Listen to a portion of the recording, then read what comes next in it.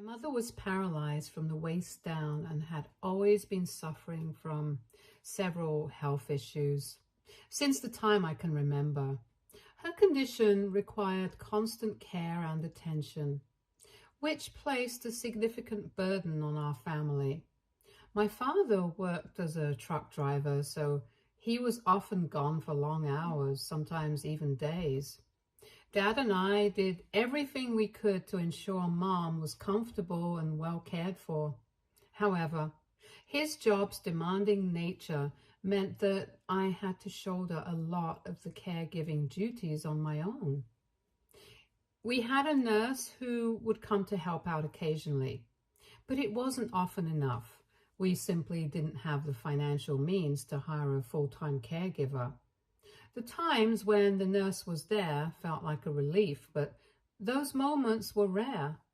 This left me with the responsibility of taking care of my mom for the majority of the time. Every day after school, I would come home and immediately tend to my mom's needs, whether it was helping her with her physical therapy exercises, preparing her meals, helping her to relieve herself in the bathroom, or just keeping her company. It was a full-time job in itself. There were so many days when I was exhausted and felt like I was missing out on my teenage years. While my friends were out having fun, I was at home ensuring Mom was okay. She was very needy and would not even let me leave her room to watch TV or do my homework. I would have to sit right next to her in bed while finishing up my assignments so that she could feel like she was helping me out in some ways. As you can imagine, by the time I graduated high school, I was utterly exhausted to be at home. The years of balancing schoolwork, caregiving, trying to maintain some semblance of a social life had taken their toll. I loved my mom dearly and never resented her, but the constant responsibility weighed heavily on me. I was drained physically, emotionally, and mentally. Despite the exhaustion, I knew I had done everything I could to make her life as comfortable as possible, given our circumstances. When it was time for me to choose a college, I deliberately picked the university that was the farthest from home. I knew that if I chose a closer school, I would be drawn back home every weekend to take care of Mom. I felt a profound sense of guilt about my decision, but I also recognized that I needed to prioritize my own survival and mental health. The years of caregiving had left me drained, and I needed a chance to recover and live my own life. My parents were not happy with my choice. My dad, in particular, insisted that I drop out of the university and take a gap year. He wanted me to apply to universities nearby so that I could continue to help take care of Mom. Meanwhile, Mom kept telling me that I could never live without her and that I was abandoning my family in their time of need. I argued back, saying that I had spent my entire life living under their rules and taking on responsibilities that were not typical for someone my age. I told them that it was time for me to get out and live my own life. My dad threatened to cut me off financially if I didn't listen to him. In a moment of anger and frustration, I told him it was time for him to step up and take care of his wife, instead of expecting a child half his age to shoulder the burden. My parents were furious and made their indignation clear. Mom cried for days, pleading with me to reconsider my decision. Up until the day I had to move out, she kept begging me to stay. Her tearful pleas and my dad's stern disapproval weighed heavily on my heart. But I stood my ground, knowing that if I didn't take this step, I would never be able to live my own life or heal from the years of emotional and physical exhaustion. It was one of the hardest decisions I ever had to make, but I knew it was necessary for my own well-being. When I finally moved into my college dorm, it felt surreal. I couldn't believe that I was finally free from the responsibilities that had defined my life for so long. The dorm room with its simple bed, desk, and closet, symbolized a new chapter. I was overwhelmed with a mix of emotions: relief, excitement, and a touch of sadness for leaving my family behind. During college, I tried my best to stay in touch with my parents. My dad, however, always resented me for leaving. Our conversations were often strained, filled with underlying tension and unspoken accusations. He couldn't understand my need to get away, and he held on to his bitterness. My mom, on the other hand, missed me terribly. Over time, she began to understand that I had no choice but to leave. She realized that I needed this break for my own well-being because I had to take care of my mom from such a young age. I made the decision quite early on in my life that I never wanted to have children, and my mind has never changed. My entire childhood and teenage years was spent taking care of an adult, and I felt I didn't have the mental and emotional capacity left in me to take care of anyone else in the future. I was always clear about this choice with every guy I have ever met. For a long time, I chose to remain single rather than date men who, despite knowing my decision to remain child-free, would hope that I would eventually change my mind. When I didn't change my mind, they would get angry, saying how women were supposed to have children and that it was ungodly of me to deny them. Their reactions reinforced my decision to stay single. I refused to let them pressure me into a life I didn't want, and I was determined to find someone who would accept me for who I was, without the expectation of motherhood. This is why, when I finally met James, who didn't want children just like me and instead wanted to travel the world, it felt like a match made in heaven. From the moment we started talking, I knew he was different. James shared my passion for travel and exploration, and also my firm decision not to have children. He told me that he had undergone a vasectomy a long time ago because he was sure he never wanted to be a father.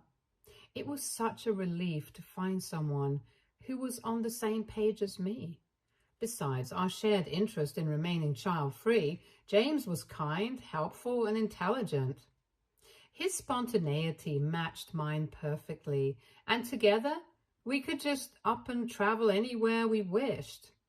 With James, I've been over 20 different countries. Our adventures have taken us from the bustling streets of Tokyo to the serene beaches of Greece, and each journey has been an incredible experience.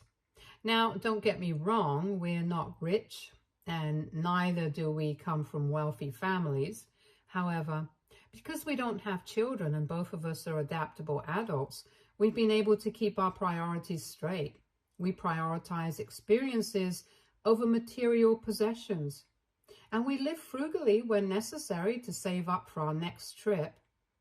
Our love for travel and our commitment to living a child-free life had brought us closer together. It's a partnership based on mutual understanding and shared dreams, and it has made our life together incredibly fulfilling. Everything with James is great, but I can't say the same about his family. Early on, James warned me that his mother and sister are very difficult to get along with. He shared multiple stories about how these two women have always judged every girl he has ever dated, never really approving of them.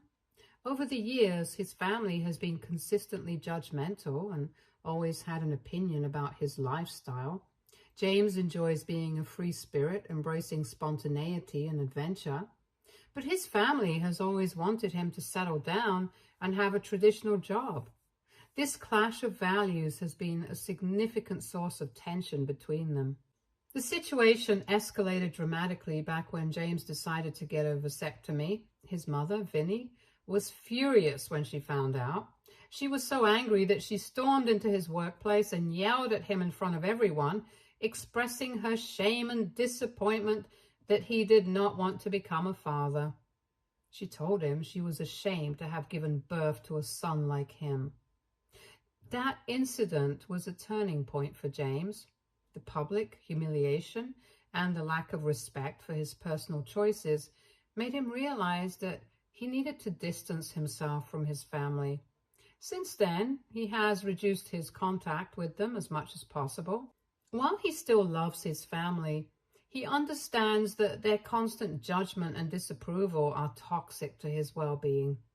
James's decision to minimize contact has allowed him to live his life more freely. But it also means that there is an undercurrent of tension whenever family matters arise.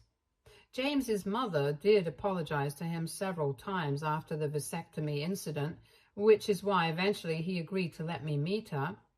I was quite well prepared for the encounter, having grown up with pushy parents myself.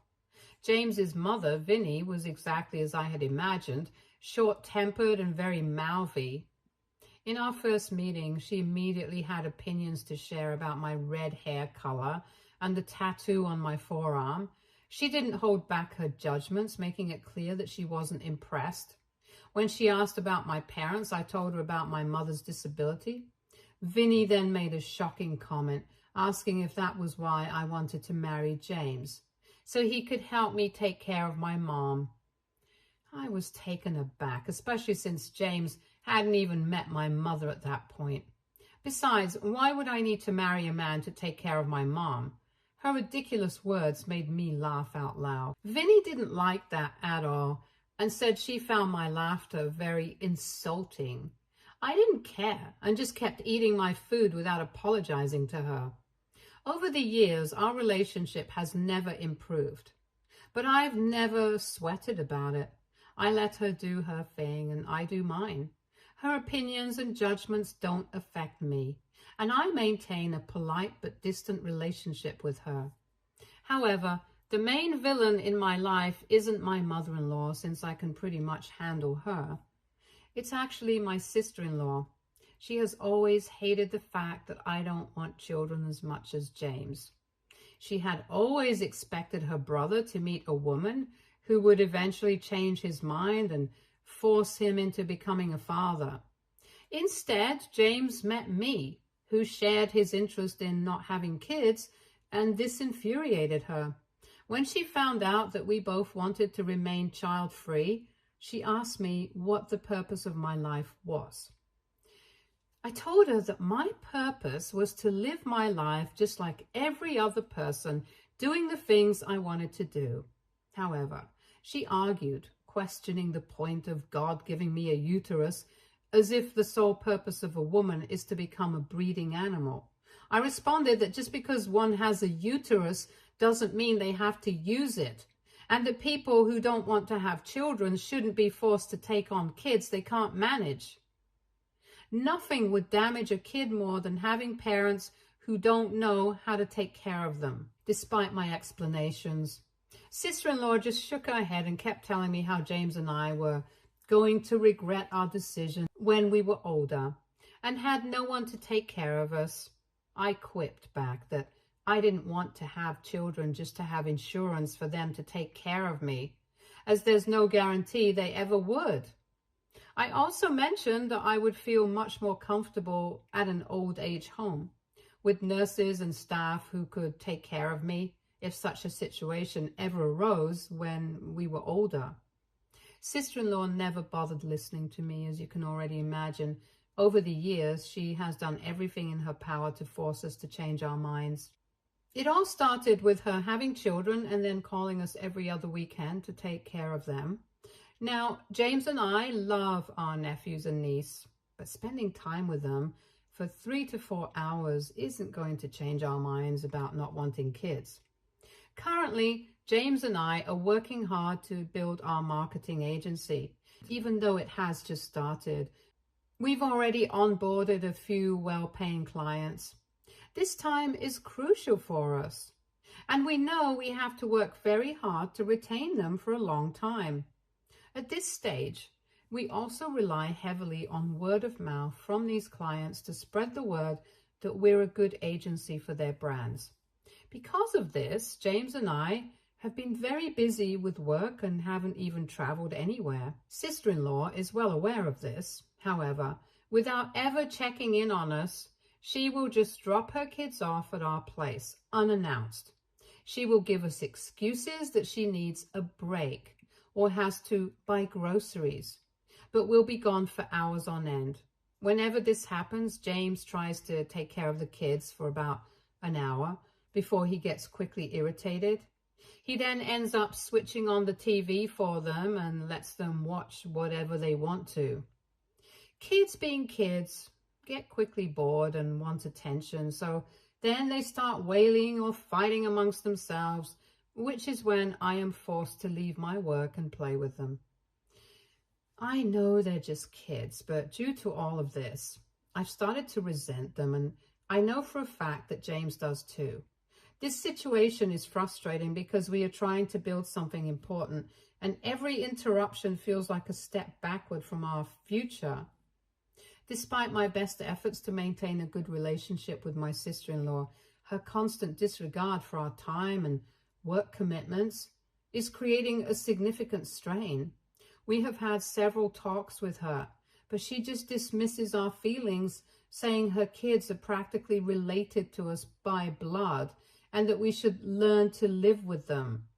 This is why for the past 2 months, James and I have been escaping to cafes to work, just to avoid his sister's unannounced child drop-offs. Whenever she would show up at our place, we'd tell her we were out meeting a client or had an important meeting that day. This way, we knew she couldn't leave the kids with us any longer.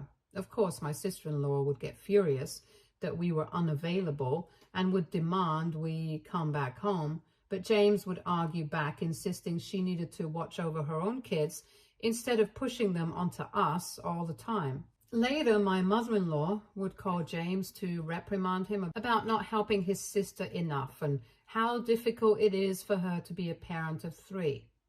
I would encourage James to tell her that if she cared so much about sister-in-law, then she should start taking care of the children herself. This would infuriate mother-in-law even more, as she'd then make excuses about being too old and having done more than enough. She would then continue to insist that we were young and needed to be around children. While we respected her perspective, we couldn't compromise on our priorities. The cafes provided us with a sanctuary where we could concentrate on client meetings, strategy sessions, and creative work without the unexpected disruptions that came with sister-in-law's unannounced visits. This strategy has been working well for us for quite some time, and while it hasn't resolved the underlying family tensions, it's given us the space we need to prioritize our work and maintain our sanity. Recently, my mother succumbed to her ongoing illness. When my dad called to deliver the news, I was devastated and completely shattered. Despite the distance that had grown between me and my parents over the years, I still loved my mother deeply, and the realization that she was no longer with us was incredibly painful. James and I immediately booked a car to drive back home, a journey that would typically take 3 to 4 hours depending on traffic. However, just as we were on our way, sister-in-law called James. She informed him that she was exhausted and needed a mental break, asking him to take care of her kids. James explained to her about my mother's passing and expressed his inability to help at that moment. He assured her that after we returned from the funeral, he would be available to watch over the kids so she could have her break. But sister-in-law's response shocked us both. She had the audacity to suggest that we take her kids with us to the funeral. She thought it would be a good idea for them to enjoy a long drive and spend a few days with us. I could hear every word she said because James had her on speakerphone in the car. I was baffled by her insensitivity and rolled my eyes. This was my mother's funeral, for God's sake, not a joyous trip to Disneyland. Her kids had never even met my mom, and the thought of bringing them to an event where people would be grieving was completely inappropriate and disrespectful to everyone, including me. Sister-in-law didn't even bother to ask James about me or how I was doing, yet wanted us to just take her kids off her hands. James again declined her and told her that he was driving, so he would have to call her back later. During my mom's funeral, I received only a couple of texts from my mother-in-law and sister-in-law offering their condolences. I didn't hear from them over the phone, but I wasn't too bothered at that time because my focus was entirely on honoring my mom's memory and supporting my family through this tough period. On the day of the burial, James started receiving numerous missed calls from his mother, which he chose not to answer. Since I had left my phone at home, I couldn't be sure if they had tried to reach out to me as well. When we returned home after the funeral in the afternoon, I was surprised to find several voicemails waiting for me from sister-in-law and mother-in-law. I initially thought they were reaching out to express sympathy for my mother's passing, but to my surprise, there were multiple voicemails demanding that James and I come back immediately to watch over the kids. They explained they wanted to go on a shopping spree, which left me taken aback and hurt as I listened to voicemail after voicemail from both of them, insisting on our return. James heard the messages too and immediately called his sister to confront her about their inappropriate demands. Like me, he was starting to get really frustrated with their insensitivity and selfishness during such a difficult time. We found it incredibly insensitive that they were more concerned about their own plans than understanding the emotional toll losing my mom had on me and James. However, when James finally got in touch with his sister, she informed us that she was already with mother-in-law on the road and they had left her kids at home. She insisted that we needed to drive back to her place immediately, as it had already been 30 minutes since they had left after sending us the last voicemail. James incredulously questioned if she had in fact lost her mind, since we had just come back from burying my mother and there was no way we could drive to her place at the moment. Hearing this in the background, mother-in-law started to yell at him, accusing him of only prioritizing his wife and having no problem driving with me to my mom's funeral. She said he should also prioritize his family and have no issue driving back immediately and taking care of his nephews and niece. James pointed out how they could not just force us to drop everything for the kids, especially when we were still in mourning. However, sister-in-law defended herself, stating that she had left the TV on and provided enough food for the children, so we didn't have to do much for them. But she insisted that we needed to return home as soon as possible because the kids would get hungry soon. My eyes widened in shock as I started to realize that she sounded quite serious. As a result, my husband and I decided to drive to her home, even though we were exhausted. We called sister-in-law several times throughout our drive, but she let our calls go to voicemail each time. We kept hoping and praying that she was probably pranking us and that she would not actually abandon her own children. When we finally arrived at her place, our worst fears were tragically confirmed. We entered her living room to find all her 3 kids in a state of distress, hungry, crying, and visibly shaken. The sight of their tear-streaked faces and desperate cries tore at our hearts. It was clear they had been left alone for far too long and looked very relieved to see us there. Immediately, we rushed to comfort them, providing food and soothing words as we assessed the situation. Guilt and anger surged within us, and how could sister-in-law have been so reckless, so indifferent to her own children's well-being? However, to our further horror, we discovered James's niece in distress, as she had half a crayon stuck in her nose. She was apparently playing around with crayons and was now struggling to breathe properly. We had no idea how long she had the crayon up in her nose, so we immediately dialed 911, explaining the urgent situation. We also had to explain how sister-in-law had abandoned her children, leading to their critical condition since we didn't want to be implicated in this incident. The ambulance and police arrived swiftly, and we recounted the events. We informed them about how we were at my mother's funeral and then had to rush back home after sister-in-law had already left the kids all on their own. Eventually, CPS was notified, and by then, we knew this was a serious matter. Later, when sister-in-law and mother-in-law arrived, seemingly oblivious to the severity of the situation, carrying multiple shopping bags, they were shocked to see police and CPS personnel speaking with us. Sister-in-law erupted in anger, accusing us of betraying her and attempting to harm the custody rights of her children. She tried to explain how she had left the kids at the safety of her home and that she knew me and my husband would drive back home immediately, so her kids were never actually in any real danger. Fortunately, CPS and the police didn't agree with her. Following these events, sister-in-law has been arrested for abandonment, and the children have been put under our care temporarily since their father lives in another country and will take some time to fly back home. Mother-in-law is furious at James and me for involving the authorities and has threatened legal action against us. According to her, we have mentally harassed and endangered her daughter by getting her arrested for no reason, as this could lead to sister-in-law losing custody rights permanently. Are we the a-holes for reporting sister-in-law and possibly ruining her life? Update 1. Okay, so instead of repeating myself in the comments, I'm going to clear up a few things here. James's father passed away when he was quite young.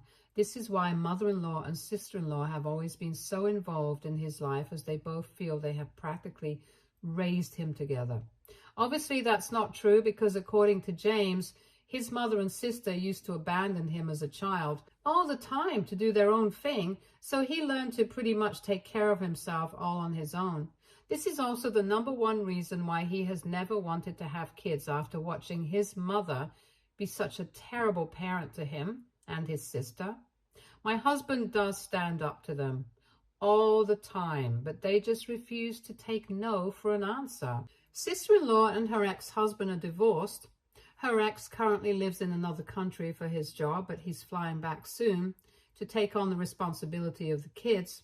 He does pay child support every month, as well as had to pay a hefty alimony during his divorce, which is how sister-in-law can afford to live a lavish lifestyle without a job.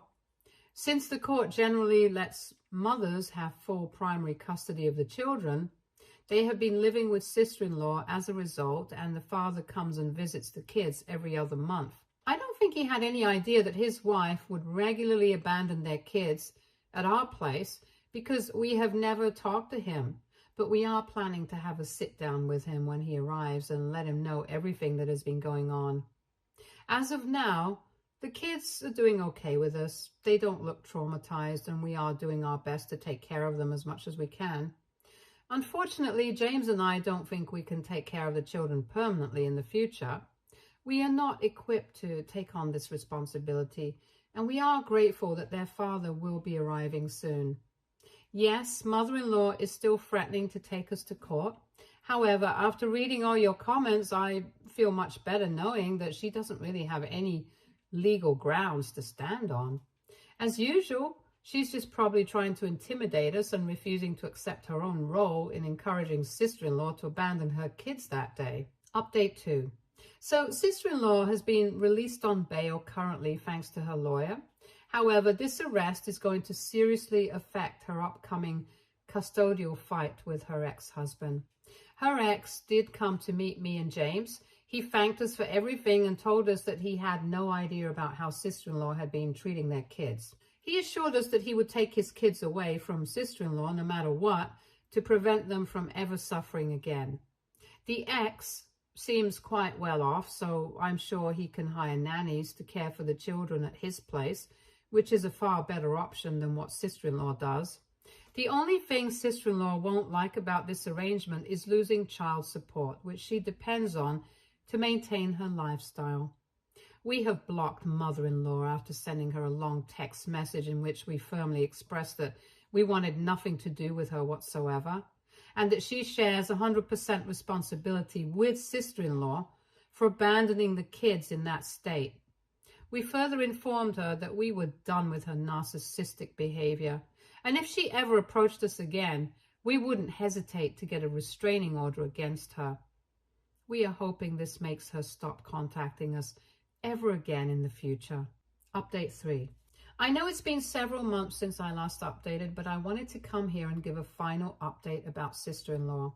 It turns out she lost custody and the judge rightfully let the father take full custody of the children. Sister-in-law's neglect and abandonment of the kids were crucial factors in the court's decision. During the custody battle, several witnesses, including us, testified about the conditions we found the children in and sister-in-law's irresponsible behavior. I also testified about the multiple times sister-in-law would drop off her kids at our place and practically force us to take care of them. In the end, the judge deemed it in the best interest of the children to be under their father's care, given his stable situation and commitment to providing a safe, nurturing environment. On the day of the court ruling, sister-in-law told me and James that we had no right to involve the authorities and that all we had to do was keep our mouths shut and take her children to the hospital if one of them needed any medical attention. She called me several insulting words and accused me of being jealous of her. James told her that this was probably the last time we would ever be in the same room together and threatened to take legal action against her, just like we had given the same warning to mother-in-law. Fortunately, over the past few months, the children have become adjusted well to their new living arrangements with their father. They are finally surrounded by the love and support they deserve. We video call the kids every weekend. James and I are very relieved that they are now in a stable, caring environment, free from the neglect they experienced before. As for everyone asking about my dad, he's doing okay. Since my mother's passing, I've been reconnecting with him more often.